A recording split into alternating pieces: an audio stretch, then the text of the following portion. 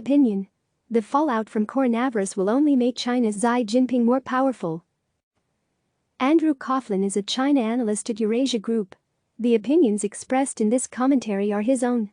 Left side floating image width 100%, display block, margin 0, auto 1.5 rem, add media screen, and min width 200 px. Left side floating image float left, width 50%, max width 200 px, display block, margin 0 1.5 rem 1 rem 0. The quarantines and local level lockdowns put in place to combat the coronavirus outbreak will likely cause Chinese economic output to decline in the first 3 months of the year, the first contraction in more than 4 decades for what was formerly one of the world's fastest growing economies. Though the extent and duration of the downturn will not be known for several months, it is already becoming clear that Chinese President Xi Jinping will leverage the crisis to further bolster his power as the country's leader, as he seeks to return China to what he views as its rightful position as a preeminent global power. This may seem surprising given Xi's initial response to the COVID-19 outbreak. Xi disappeared from sight for more than a week, just days after Beijing was forced to acknowledge the virus, spurring social media speculations and criticism of his aloofness. This reflected especially poorly on Xi because the ruling Chinese Communist Party has long predicated its legitimacy on effective governance, including delivering consistent economic growth and rising standards of living. So why is Xi poised to emerge from this crisis stronger than ever? First, state-owned enterprises, SOEs, will be a key channel of post-outbreak stimulus.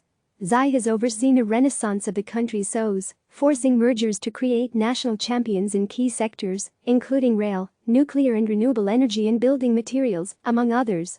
And with economic activity constrained by the measures taken to combat the coronavirus, SOEs will take on an even larger national role. They will likely receive much-needed financing, given their connections to state-owned banks. And Beijing is pushing for more infrastructure investment to support the economy, an area where SOEs play a prominent role. Meanwhile, privately owned small and medium enterprises have been disproportionately impacted by the lockdowns that blanketed the entire country, as locally owned shops and restaurants with thin cash margins and greater difficulties in restarting business activity face imminent bankruptcy. The result? A further shift in economic weight towards SOEs controlled by Beijing and focused on implementing Xi's policy priorities. Second, as the economy struggles to recover, officials will attempt to defuse social pressures by appealing to nationalist sentiment.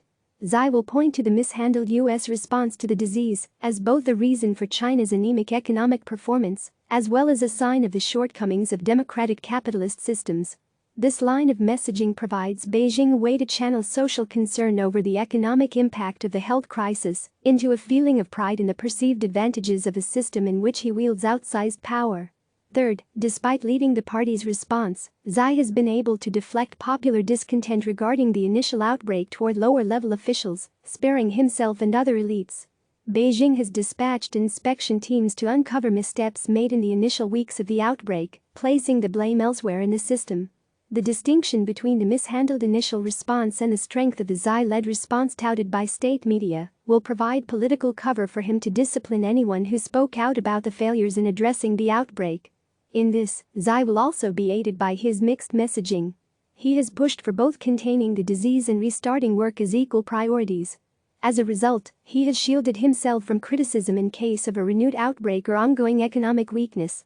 For Xi, the success in containing the outbreak so far justifies the aggressive quarantine efforts. But more broadly, it offers vindication for the political system that enabled the quarantine.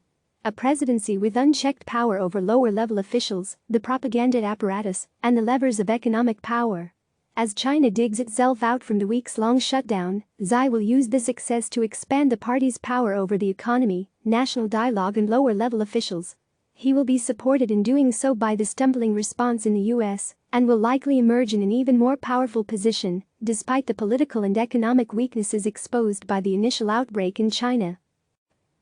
Click subscribe to receive the latest news.